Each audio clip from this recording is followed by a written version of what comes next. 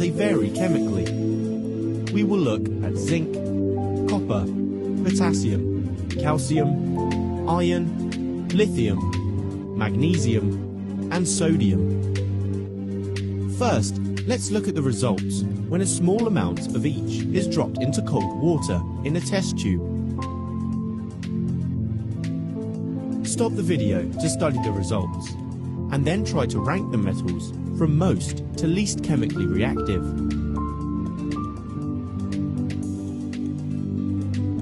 How did you do? From the results, some can be ranked, but others appeared to be the same.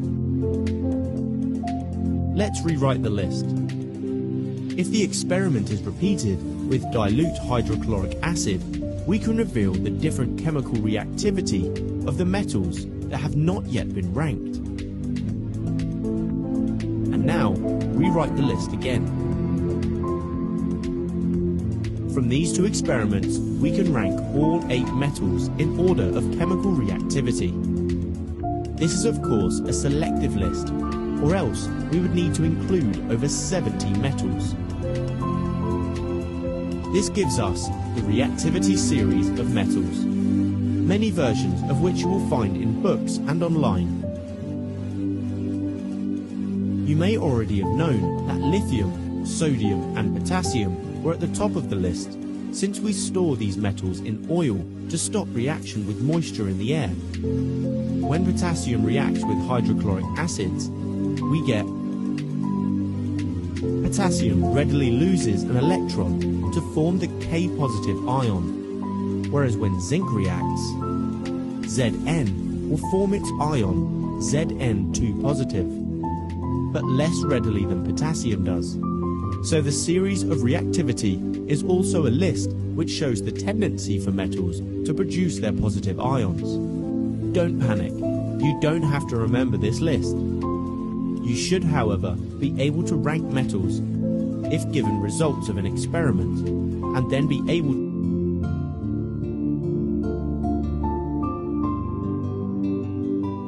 So on the left side you have the active metals, and on the right side of hydrogen you have the inert metals like copper, silver, platinum, and then finally gold. Gold is the last one. As you can see, the precious metals, or also known as the noble metals, these are chemically inert like silver, platinum, gold. They're not very reactive, they're pretty stable, and so they're resistant to corrosion. And they're also very expensive too, they're precious metals. To the left of hydrogen you have the reactive metals. These metals, they participate in chemical reactions. They prefer to stay or form ions, or known as cations, which are positively charged ions. So gold, it wants to stay in its metallic form, but aluminum, it prefers to stay as an ion, like aluminum plus 3. So the active metals on the left, they like to give away their electrons. The non-active metals on the right, they like to keep their electrons. So lithium would be considered the most reactive metal, which is, out of the elements that's listed here, is the strongest reducing agent. Reducing agents usually like to give away electrons. Gold is the weakest reducing agent. However, the gold 3+ ion is the strongest oxidizing agent out of the metal cations that are listed here. So, if you compare the gold 3+ ion and the aluminum 3+ ion, the aluminum 3+ ion is a weak oxidizing agent, but Au+3 is a strong oxidizing agent. So now let's apply this information. That means that we now have 3 copper atoms on the left side, so we need a 3 in front of Cu. We have 2 aluminum atoms on the right, so we need a 2 in front of Au. So now the reaction is balanced. The next thing we need to do is write the total ionic equation. So everything that's in the aqueous phase, we're going to separate it into ions.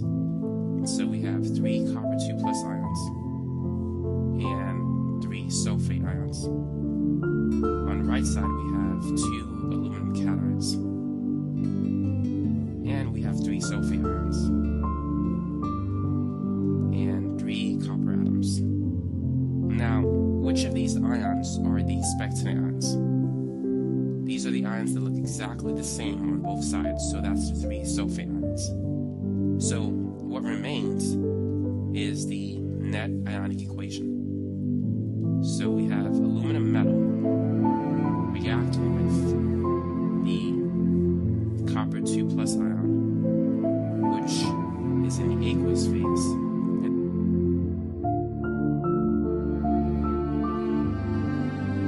The electron arrangement of metals, what they all have in common is that they have electrons in their outermost shell that they want to get rid of. And so when they react with other substances, they get rid of these outer shell electrons and form positive ions.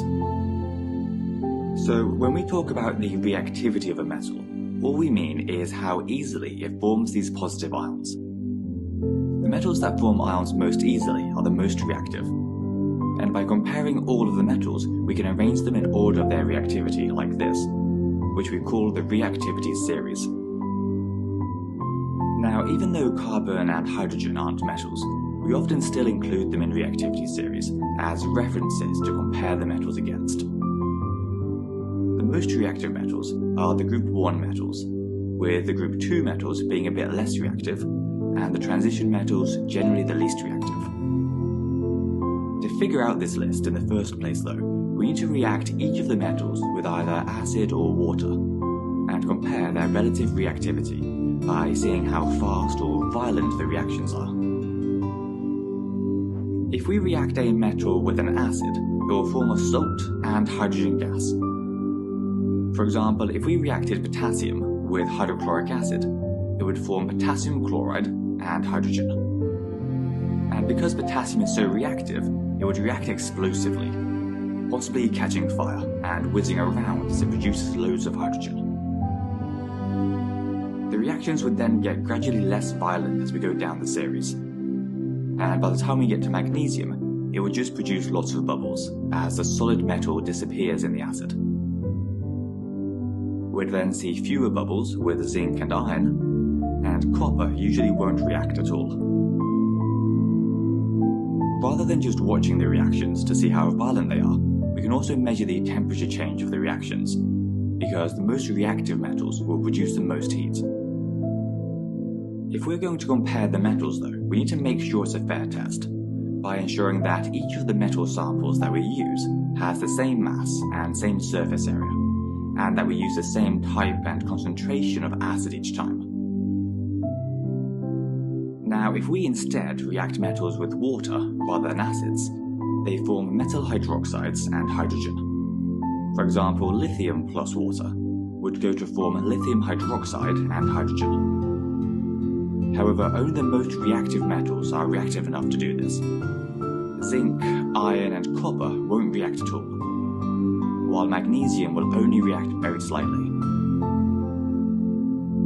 Now, the last thing we need to cover is displacement reactions. The idea here is that more reactive metals can displace less reactive ones. So if we put some magnesium into a solution of iron sulfate, then the magnesium would displace the iron to form magnesium sulfate plus iron, because the magnesium is more reactive than the iron. Whereas if we added copper to a solution of iron sulfate, then nothing would happen, because copper is less reactive than iron, so can't displace it. Anyway, that's...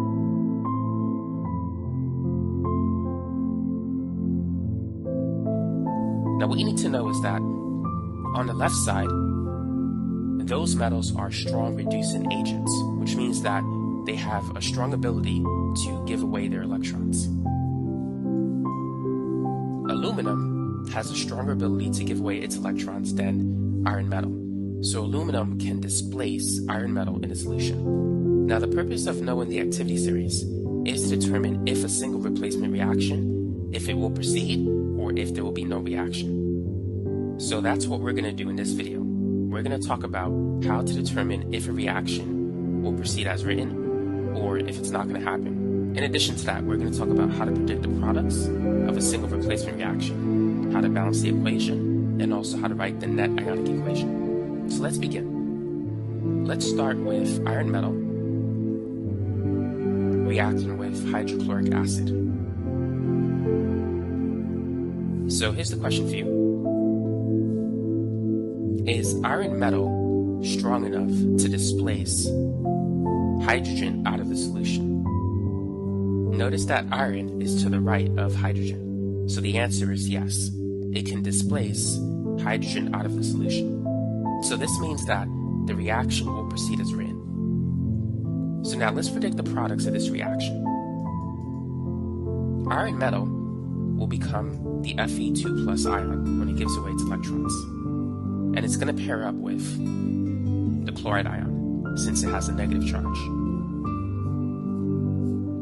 When these two get together, they're going to form FeCl2. So that's going to be one of the products of this reaction. Now, FeCl2 is soluble. It dissolves in water, which means it's going to be in an aqueous phase. And as iron metal displaces hydrogen out of the solution, hydrogen will evolve as H2 gas. And so those are the products of this reaction. Now what we need to do is we need to balance the equation. We could put a 2 in front of HCl so that we have 2 hydrogen atoms on both sides of the equation. If we do that, everything is balanced. Notice that we have 2 chlorine atoms on both sides as well.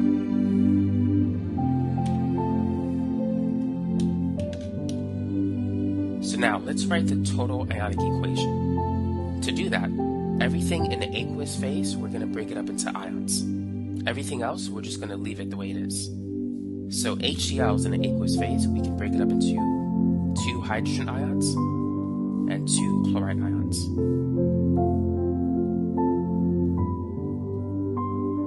Now we can do the same thing with FeCl2. We can break it up into the Fe2 plus ion and 2 chloride ions. Now for hydrogen gas, we're not going to change it.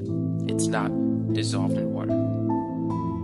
So that is the total ionic equation. In order to get the net ionic equation, we need to eliminate the specks of the ions. These are ions that appear exactly the same on both sides of the equation. So the only ions that appear exactly the same are the chloride ions. Now our next step is to write down what's left over. This is going to be the net ionic equation. So we have iron metal reacting with 2 hydrogen ions to produce the Fe2 plus ion and hydrogen gas. So this is the net ionic equation of the single replacement reaction. The net result is that iron metal gave away 2 electrons. The 2 hydrogen ions pick up those 2 electrons and they turn into hydrogen gas. So that's really what's happening here in this particular reaction. Iron metal is oxidized. The hydrogen ions are reduced. Oxidation involves a loss of electrons.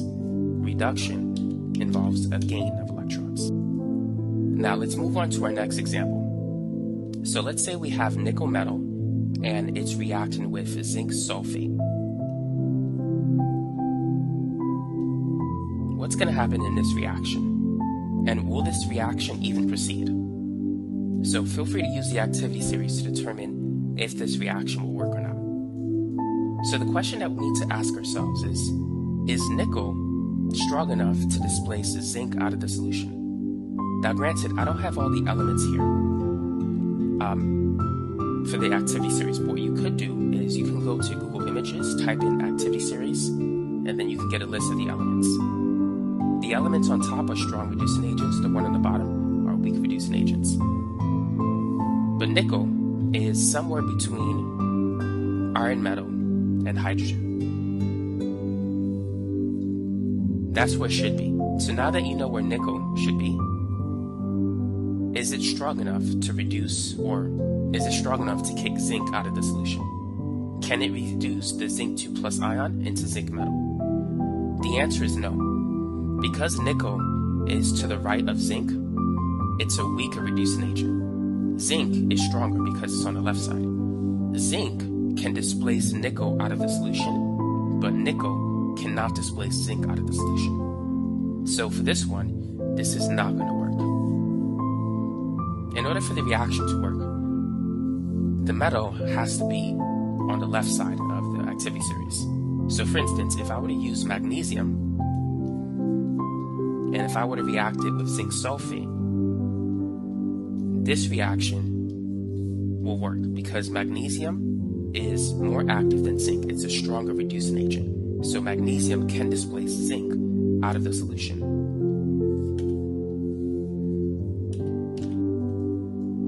Now let's consider this example. Aluminum metal reacts with, let's use copper sulfate. What's going to be the products of this reaction? And will this reaction proceed? Well, looking at the activity series, we can see that aluminum is much stronger than copper in terms of reducing ability. Aluminum is a stronger reducing agent than copper. So it can certainly displace copper out of the solution. It can reduce the copper 2+ ion into copper metal. So now let's predict the products. Aluminum is going to pair up with sulfate. As an ion, aluminum usually forms a 3+ charge, and sulfate is a polyatomic ion with a 2- charge. So when pairing these together, the chemical formula is going to be Al2SO43. In order for the charges to be the same, we need 2 aluminum ions, which will give us a total charge of +6 or 6+, and we need 3 sulfate ions to get a total charge of 6-. So the charges they need to be equal but opposite in magnitude. That's why we need 2 aluminum ions and 3 sulfate ions, so that we can have a total charge of 6+ and 6-, such that they will cancel each other out. So that's going to be the chemical formula of aluminum sulfate. And then copper will be displaced out of the solution, turning into copper metal.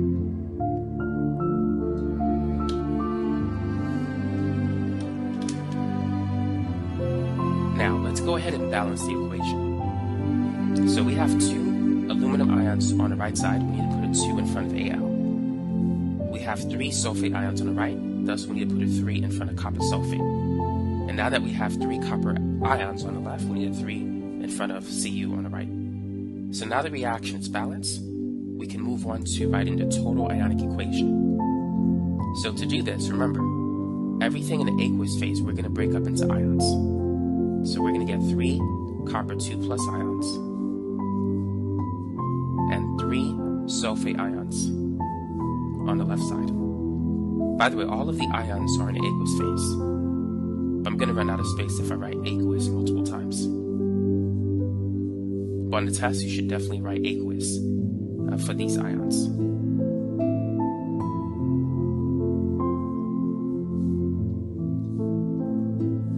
And for copper metal, we're just going to rewrite it the way it is. So now, which ion is the spectator ion? Is it copper 2+, is it Al3+, or is it sulfate? Remember, the spectator ion is the ion that doesn't participate in the reaction. It simply spectates or watches the reaction. It's the ion that appears exactly the same on both sides of the chemical equation. And this is going to be the sulfate ion, because we can cancel it in this equation. So what remains is going to be the net ionic equation. So we have 2 aluminum atoms, 3 copper 2+ ions, and let's write the phase of that. That's going to be an aqueous phase, and that's going to turn into 2 Al3+, which is also an aqueous phase. And we're going to get 3 copper atoms. So that's how you can write the net ionic equation of a single replacement reaction using the activity series of metals.